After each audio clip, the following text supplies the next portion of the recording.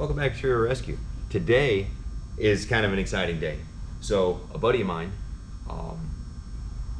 his son is 16 years old, and he's been working his butt off wanting to get one of these systems from Aces fuel injection. It's amazing. It's one of the cheapest ones out there, and I swear to you it's one of the best, in my own opinion.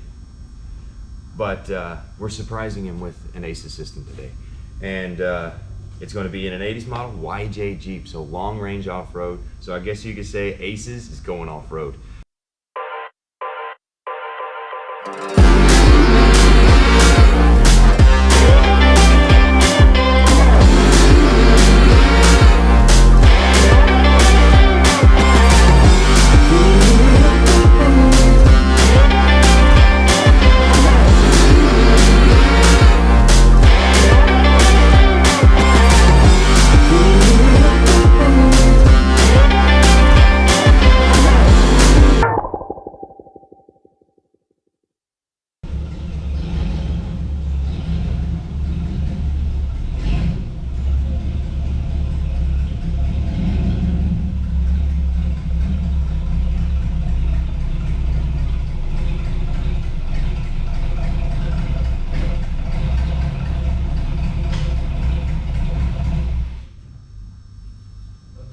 What's up, buddy?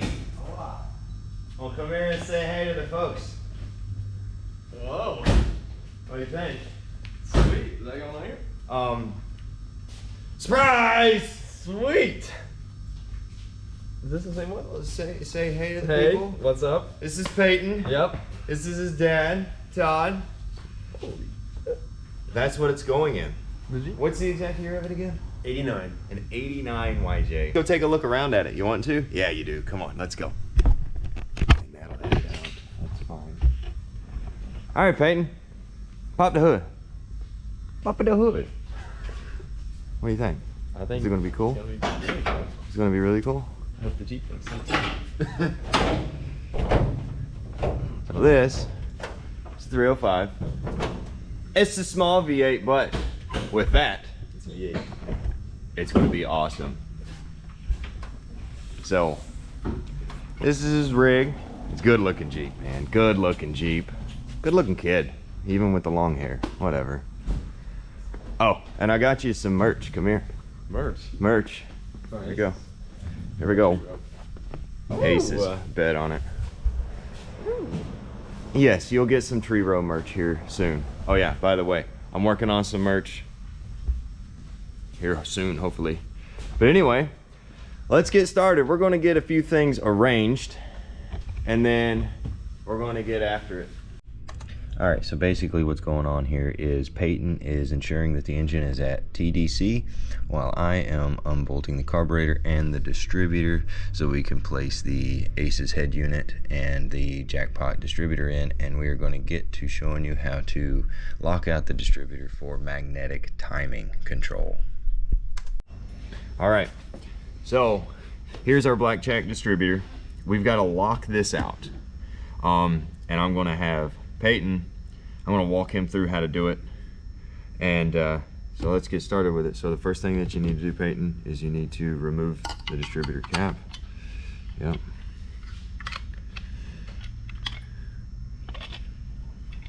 Now you got to remove the rotor button.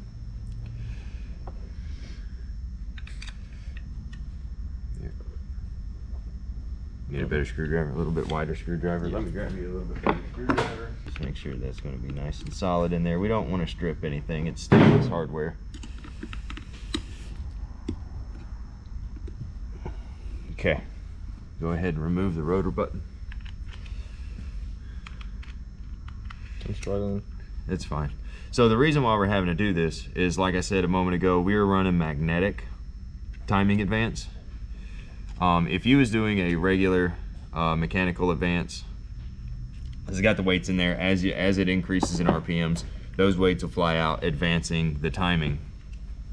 But we're going to do magnetic strictly because we want to be in complete and utter control of the timing system. So now, if you look here, both of these screws are the same height. We're just going to place that down. And what we want to do is we want to remove these and this little nut right here. That way we can get rid of these weights. Now the ACES kit does come with different pressure springs. So if you wanted a heavier advanced where you need to be in higher RPM, they have that as an option. And what I do here is we want to use an awl, and watch me. You want to take this spring, get on the back side of it, because if not, it's going to fly like boom, gone. So you just want to get on the back side of the spring, pop it loose, and then boop, just like that. Control it, remove the spring, set it aside. Now you do the other one. Careful not to stab yourself. You want to be up, you want to be choked up. Yeah, you can pick it up, it's fine. You folks can still see. I can raise it. I'm struggling. It's fine. I would choke up on the needle. That way it doesn't. Come on. You can do it. There you go. And now just place that to the side. And now what we want to do is we want to take 7mm and we want to loosen this nut. So go ahead and take that off, and I'll prepare to knock the gear off. Yeah, you got to remove the gear because we want to pop the center of this distributor up so we can get it off of these pins and we can remove these weights.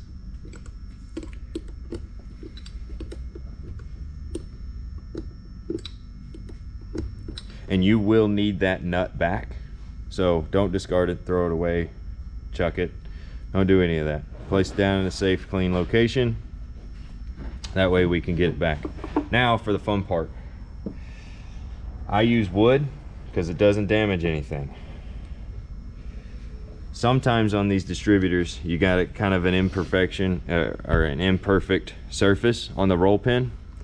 I go to the opposite side just to make life easier. And this sounds violent, but you're not gonna hurt nothing. Get the right size punch. I mean, you can kind of see how easy it is coming out. Like I've already just love tap it. That comes out. You drop the gear. Nice clean surface again. Okay. And now you raise this up. You can remove these. Those go away. Don't need those. Okay, so now whenever you're reassembling, you know, you have it locked, right? It was over here. And that allows for these to move back and forth, right? So that moves independently. See that? What you want to do is whenever you lock the distributor out, rotate it over to this hole. See that hole there? Remove your spacer, lock it in place, tighten your nut up, and there you go. That way you have the correct amount of space, because this has a hole in it on the other side where it can rotate. So that spacer will go through. All that spacer does is allow you to tighten down the nut to lock it in place, right? Because, you know, right here, it's a bigger hole. If you don't do that and you keep your spacer in there, whenever you go to put your roll pin back in for your gear, it's not going to fit. It's going to be offset, and you don't want to force that roll pin in. Install it right the first time, you won't have any problems. So whenever it's through, you put your nut back on, bada bing, bada boom, tighten it down, and now you'll see, once you drop this back down, you get your distributor gear, you slide it on. Let's see if I can get this in focus for you. Da da da da da da da da. That's your spacer, don't lose your spacer. And you have, boom, exactly how much space that you need. If you was to use the spacer, you would be offset like that right there. So that's what you want. Oh, that's awesome. So I'm going to do the roll pin now. Remember, be gentle. Ain't no reason to beat the daylights out of it. Don't want to beat the brakes off of it. Like I said, there is a fine machine side sometimes, and I've cleaned this up so you can put it in either way. Line it up, and just gently tap, tap, tap, tap on the glass. Here we go. Get it started. Make sure that you're lined up, and just gently.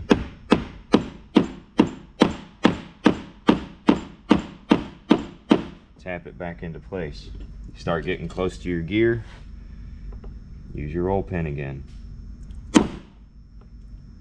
I'm using a block of wood because it's soft. Nothing's going to get damaged using a block of wood.